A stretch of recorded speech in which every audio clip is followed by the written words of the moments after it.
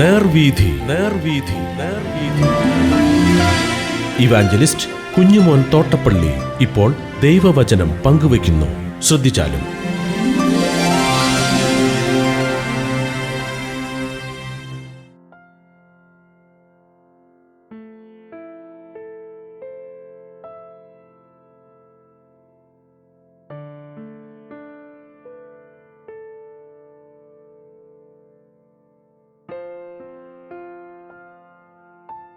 യെശയ്യാപ്രവചനം 43 അധ്യായം. ഞാൻ വായിക്കുന്നത് ശ്രദ്ധിച്ചാൽ. ഇപ്പോഴോ യാക്കോബേ, നിന്നെ സൃഷ്ടിച്ചവനും ഇസ്രായേലെ നിന്നെ നിർമ്മിച്ചവനുമായ യഹോവ ഇപ്രകാരം അരുളിച്ചെയ്യുന്നു, ഭയപ്പെടേണ്ട, ഞാൻ നിന്നെ വീണ്ടെടുത്തിരിക്കുന്നു. ഞാൻ നിന്നെ പേർ ചൊല്ലി വിളിച്ചിരിക്കുന്നു. നീ എനിക്കുള്ളവൻ. നീ വെള്ളത്തിൽ കൂടി കടക്കുമ്പോൾ ഞാൻ നിന്നോട് കൂടെ ഇരിക്കും. നീ നദികളിൽ കൂടി കടക്കുമ്പോൾ അവൻ നിന്റെ മീതെ കവിയുകയില്ല. നീ തീയിൽ കൂടി നടന്നാൽ വെന്തുപോകുകയില്ല. അഗ്നിജ്വാല നിന്നെ ദഹിപ്പിക്കുകയുമില്ല. നിന്റെ ദൈവവും ഇസ്രായേലിന്റെ പരിശുദ്ധനുമായ യഹോവ എന്ന ഞാൻ, നിന്റെ രക്ഷകൻ, നിന്റെ മറുവിലയായി ഞാൻ മിസ്രൈമിനെയും നിനക്ക് പകരമായി കൂശിനെയും സെബയെയും കൊടുത്തിരിക്കുന്നു.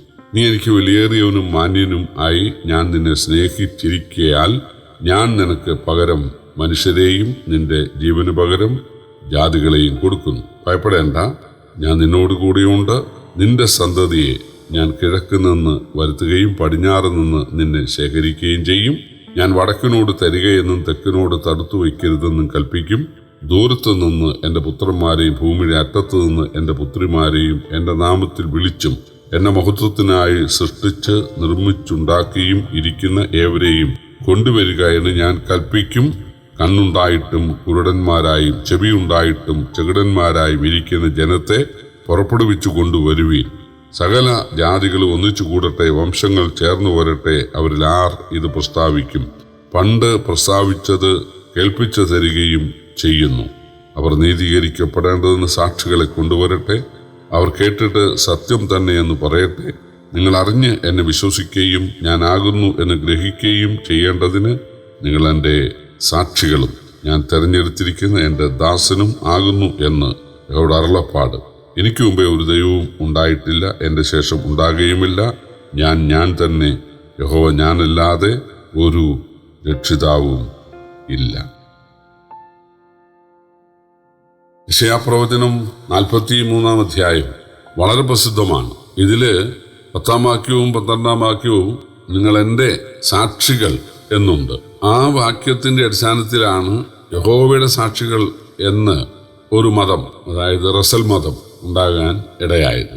പക്ഷേ പഴയ നിയമത്തിൽ ഈ പറയുന്ന യഹോവ യേശു തന്നെയാണ്. കാരണം തൊട്ടുപുറകിലുള്ള 42 അധ്യായത്തിൽ ഞാൻ ആദ്യനും അന്ത്യനുമാകുന്നു എന്ന് കാണുന്നു.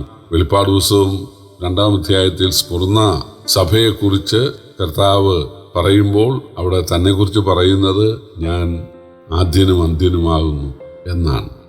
അപ്പോൾ അതായത് നാം മുമ്പ് കണ്ടു, മശിഹ വരുമ്പോൾ അല്ലെങ്കിൽ ദൈവം മനുഷ്യനാകുമ്പോൾ, ദൈവം രാജാവായി ഈ ഭൂമിയെ സന്ദർശിക്കുമ്പോൾ അതിന് മുന്നോടിയായിട്ട് ഒരാൾ വരും. കേട്ടോ, ഒരുത്തൻ വിളിച്ചു പറയുന്നത്, മരുഭൂമിയിൽ വിളിച്ചു പറയുന്നത്, യഹോവയ്ക്ക് വഴിയൊരുക്കുവീൻ എന്ന് ഒരാൾ വിളിച്ചു പറയും എന്നെഴുതിയിട്ടുണ്ട്. വാസ്തവത്തിൽ യഹോവയ്ക്ക് വഴിയൊരുക്കാൻ വന്നത് ആരാണ്?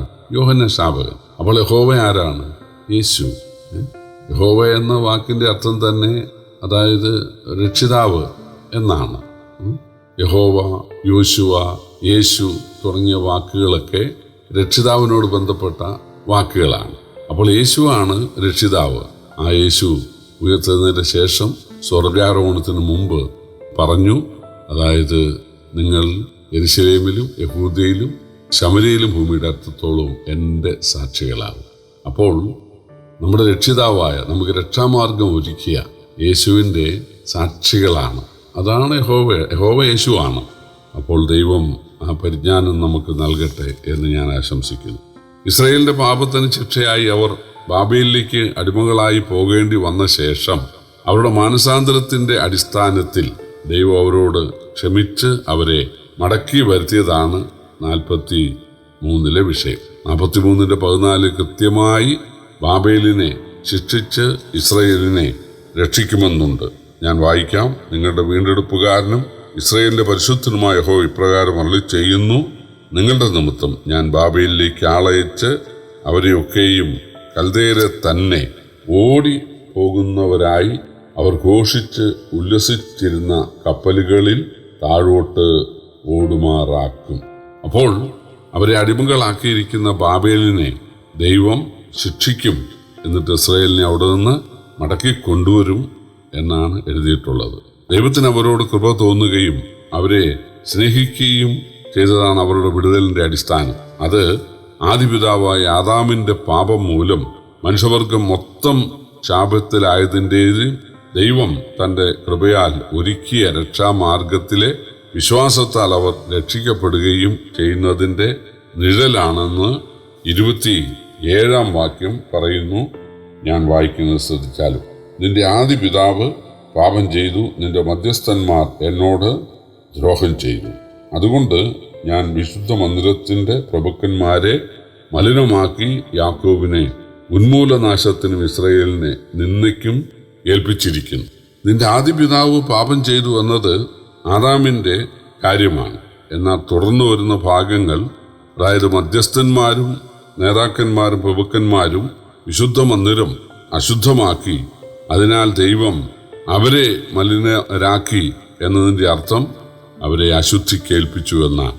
റോമാലേഖനം 1-ാം അധ്യായത്തിൽ ദൈവത്തെ അറിഞ്ഞിട്ടും മഹത്വീകരിക്കാത്ത ആളുകളെ അശുദ്ധിക്കും അവമാനരാഗങ്ങൾക്കും ഹൃദയകാഠിന്യത്തിനും നികൃഷ്ട ബുദ്ധിക്കും ദൈവം ഏൽപ്പിച്ച് കളയും എന്ന് ആവർത്തിച്ച് എഴുതിയിട്ടുണ്ട്. 24-ാം വാക്യം, നിന്റെ പാപങ്ങൾ കൊണ്ട് നീ എന്നെ അധ്വാനിപ്പിക്കുകയും നിന്റെ അകൃത്യങ്ങൾ കൊണ്ട് എന്നെ കഷ്ടപ്പെടുത്തുകയും ചെയ്തു എന്നത് യേശു നമുക്കായി പീഡയേറ്റ കാര്യമാണ്. നമ്മുടെ കർത്താവ് അടിയും നിന്നയും തുപ്പലും ഏറ്റത്, ഇരുട്ടിൽ കഴിഞ്ഞത്, നിലവിളിച്ചത്, വേദനപ്പെട്ടത്, ദാഹിച്ചത് എല്ലാം നമ്മുടെ നരകം അനുഭവിച്ചതിൻ്റെ പ്രതീകങ്ങളാണ്. നരകത്തിലാണ് ഇരുട്ട്, നരകത്തിൽ വേദനയാണ്, നിലവിളിയാണ്, ദാഹമാണ്, ഏകാന്തതയാണ്. നമ്മുടെ കർത്താവ് നമുക്ക് വേണ്ടി കുരിശിൽ നരകമേൽക്കാൻ ഇടയായി. അതാണ് ഇവിടെ എഴുതിയിട്ടുള്ളത്. ഞാൻ നിങ്ങൾക്ക് വേണ്ടി അധ്വാനിച്ചു, ഞാൻ നിങ്ങൾക്ക് വേണ്ടി കഷ്ടപ്പെട്ടു എന്നതിൻ്റെ അർത്ഥം അതാണ്. 25-ാം വാക്യം, ഞാൻ നിന്റെ അതിക്രമങ്ങളെ മായ്ച്ചു കളയുന്നു, നിന്റെ പാപങ്ങളെ ഞാൻ ഓർക്കുകയുമില്ല എന്നത് പുതിയ നിയമ സത്യമാണ്. യേശുവിനെ രക്ഷകനായി സ്വീകരിക്കുന്നവരെ ദൈവം നീതീകരിക്കുകയാണ്. സകല പാപവും പോക്കി അവരെ ശുദ്ധീകരിക്കുകയാണ്. ഇപ്പോൾ ക്രിസ്തുയേശുവിലുള്ളവർക്ക് ഒരു ശിക്ഷാവിധിയും ഇല്ല എന്നാണ് റോമർ 8:1 നാം വായിക്കുന്നത്. 43-ാം അധ്യായത്തിന് 1 മുതൽ 4 വരെയുള്ള ആദ്യ വാക്യങ്ങൾ യേശുവിനാൽ രക്ഷിക്കപ്പെട്ടവരുടെ സമൂല രക്ഷയുടെ കാര്യമാണ്. പണ്ട് യാക്കോബായിരുന്നവനെ ദൈവം ഇസ്രായേലാക്കിയതുപോലെ ദൈവപുത്രനെ കൈക്കൊള്ളുന്ന പാപികളെ ദൈവം തൻ്റെ മക്കളാക്കി മാറ്റുകയാണ്. അവർക്ക് തീയിലും വെള്ളത്തിലും ഒക്കെ കടക്കേണ്ടി വരുമെങ്കിലും ദൈവം അവരെ കാക്കും എന്നാണ് അർത്ഥം. ഇതാണ് ആത്മരക്ഷയോടൊപ്പം ഭൗതികമായ സംരക്ഷണവും ഉണ്ട്. റോമാലേഖനത്തിൽ വായിക്കുന്നത്, സ്വന്തം പുത്രനെ ആദരിക്കാതെ നമുക്കെല്ലാവർക്കും വേണ്ടി ഏൽപ്പിച്ച് തന്നവൻ അവനോടുകൂടെ സകലവും നൽകാതിരിക്കുമോ എന്നാണ്. യേശു പറഞ്ഞത്, ഒന്നിനെക്കുറിച്ചും വിചാരപ്പെടരുത്, നിങ്ങളുടെ ആവശ്യങ്ങൾ സ്തോത്രത്തോടെ അറിയിക്കുക. കാരണം നിങ്ങൾക്ക് ഒരു പിതാവുണ്ട്, നിങ്ങളുടെ പിതാവൊക്കെ നിങ്ങൾക്ക് ആവശ്യമെന്ന് അറിയുന്നു. മുമ്പേ എൻ്റെ രാജ്യവും നീതി അന്വേഷിക്കുക, അതോടുകൂടെ ഇതെല്ലാം നിങ്ങൾക്ക് കിട്ടും. എന്ത് തിന്നും, എന്ത് കുടിക്കും, എന്തുടുക്കും വിചാരപ്പെടരുതെന്നാണ്. അതാണ് ഇവിടെ എഴുതിയിട്ടുള്ളത്. ഇപ്പോഴോ യാക്കോബേ, നിന്നെ സൃഷ്ടിച്ചവനും ഇസ്രായേലിൽ നിന്നെ നിർമ്മിച്ചവനും യഹോവ ഇപ്രകാരം അരുളി ചെയ്യുന്നു, ഭയപ്പെടേണ്ട, ഞാൻ നിന്നെ വീണ്ടെടുത്തിരിക്കുന്നു, ഞാൻ നിന്നെ പേർ ചൊല്ലി വിളിച്ചിരിക്കുന്നു, നീ എനിക്കുള്ളവൻ. നീ വെള്ളത്തിൽ കൂടെ കടക്കുമ്പോൾ ഞാൻ നിന്നോട് കൂടെ ഇരിക്കും, നീ നദികൾ കൂടെ കടക്കുമ്പോൾ അവൻ നിന്റെ മേലെ കവിയുകയില്ല, നീ തീയിൽ കൂടെ നടന്നാൽ വെന്തുപോകുകയില്ല, അഗ്നിജ്വാല നിന്നെ ദഹിപ്പിക്കുകയും ഇല്ല. അപ്പോൾ നമ്മുടെ കർത്താവ് നമുക്ക് ആത്മരക്ഷയോടൊപ്പം വീണ്ടെടുപ്പിനോടൊപ്പം ഭൗതികമായ സംരക്ഷണവും ഈ ഭൂമിയിലെ സംരക്ഷണവും നൽകും എന്നുള്ള ആ ഉറപ്പാണ് ഇവിടെ കാണുന്നത്. ഈ 43-ന്റെ 5 മുതലുള്ള വാക്യങ്ങൾ വിവിധ കാലങ്ങളിൽ ഇസ്രായേൽ ചെതറിപ്പോയ സ്ഥലങ്ങളിൽ നിന്നും ദൈവം അവരെ കൂട്ടിച്ചേർക്കും എന്നുള്ള കാര്യമാണ്. അതായത് 43-ന്റെ 5 മുതലുള്ള വാക്യങ്ങൾ, നിന്റെ സന്തതി ഞാൻ കിഴക്ക് നിന്ന് വരുത്തുകയും പടിഞ്ഞാറ് നിന്ന് ശേഖരിക്കുകയും ചെയ്യും. ഞാൻ വടക്കിനോട് തരികയെന്നും തെക്കിനോട് തടുത്തു വയ്ക്കരുതെന്നും കൽപ്പിക്കും. ദൂരത്തുനിന്ന് എൻ്റെ പുത്രന്മാരെയും ഭൂമിയുടെ അറ്റത്തുനിന്ന് എൻ്റെ പുത്രിമാരെയും എൻ്റെ നാമത്തിൽ വിളിച്ചു എൻ്റെ മഹത്വത്തിനായി സൃഷ്ടിച്ചു നിർമ്മിച്ചും ഉണ്ടാക്കിയ ഇരിക്കുന്ന അവരെയും ഏവരെയും കൊണ്ടുവരുമെന്ന് ഞാൻ കൽപ്പിക്കും. പ്രിയപ്പെട്ടവരെ, അത് ഭാഗികമായിട്ട് 1948 നിറവേറ്റപ്പെടാനിടയായി. AD 70 ചിതറിപ്പോയ ഇസ്രയേൽ 1948 മടങ്ങി വന്ന് ഇതാ ലോകത്തിൻ്റെ മധ്യത്തിൽ, ശത്രുക്കളുടെ മധ്യത്തിൽ അവര് ഒരു രാഷ്ട്രമായി തീർന്നിരിക്കുകയാണ്. എന്നാൽ അതിന് മറ്റൊരർത്ഥം കൂടെയുണ്ട്. അതായത് യേശുവിനെ രക്ഷകനായി സ്വീകരിച്ചിരിക്കുന്ന ആത്മീയ ഇസ്രയേലായ ദൈവമക്കളെ, യഹൂദന്മാരെയും അല്ലാത്തവരെയും, സകല ഗോത്രത്തിലും ജാതിയിലും വർഗത്തിലും വർണ്ണത്തിലും പെട്ട രക്ഷിക്കപ്പെട്ട ആളുകളെ കർത്താവിൻ്റെ വീണ്ടും വരവുങ്കൽ ഒരുമിച്ച് ചേർത്ത് കർത്താവ് ദൈവരാജ്യം സ്ഥാപിക്കും. അന്ന് മരുഭൂമിയിൽ വെള്ളം കൊണ്ട് നിറയും. അത് മരുഭൂമി ഉദ്യാനമായി മാറും. സകലവിധ സമൃദ്ധിയും സന്തോഷവും സ്വസ്ഥതയും അവിടെ ഉണ്ടാകും. അതാണ് ഈ അധ്യായം നമുക്ക് നൽകുന്ന പ്രത്യാശ. നമ്മുടെ കർത്താവിൻ്റെ വീണ്ടും വരവ്, ദൈവരാജ്യം അടുത്തിരിക്കുന്ന ഈ കാലത്ത്, അതിൻ്റെ അടയാളങ്ങളൊക്കെ കണ്ടുകൊണ്ടിരിക്കുന്ന ഈ കാലത്ത് മാനസാന്തരപ്പെട്ട് കർത്താവിൻ്റെ രാജ്യത്തിൻ്റെ അവകാശിയാകാൻ ഇതുവരെ കഴിയാത്ത ആളുകൾ കർത്താവിനെ സ്നേഹിക്കാനും കൈക്കൊള്ളാനും അനുസരിക്കാനും ആരാധിക്കാനും ഇടയായി തീരട്ടെ. കർത്താവിൻ്റെ വലിയ നാമം വാഴ്ത്തപ്പെടുമാറാകട്ടെ.